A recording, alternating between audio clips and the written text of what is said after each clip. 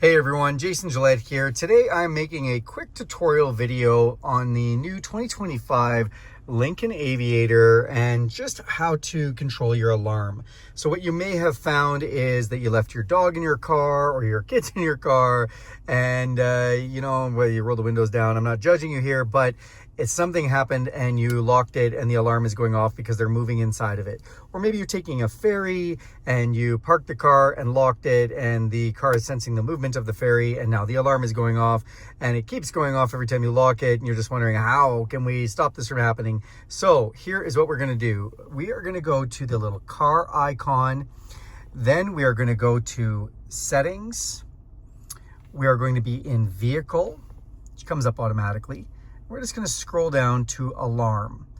And then we're going to go to motion sensors. And what you're going to see too is you can toggle ask on exit.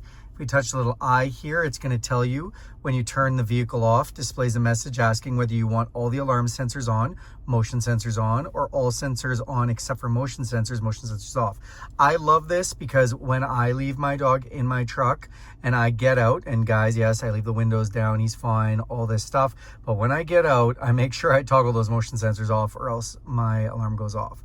So we're just going to hit motion sensors and we're going to hit off.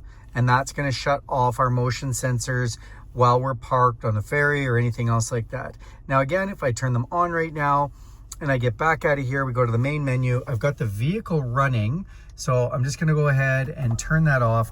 And now it says, do I want to turn do I want the vehicle to be on all sensors or perimeter sensing? And I can go in and choose which one of those I want. So I just went to perimeter sensing and turned that off.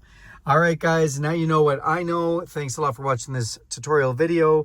Do me a big favor and subscribe to this channel. Go ahead and hit that bell icon and you'll be notified every time I make a video. If you like this video, give it a big thumbs up.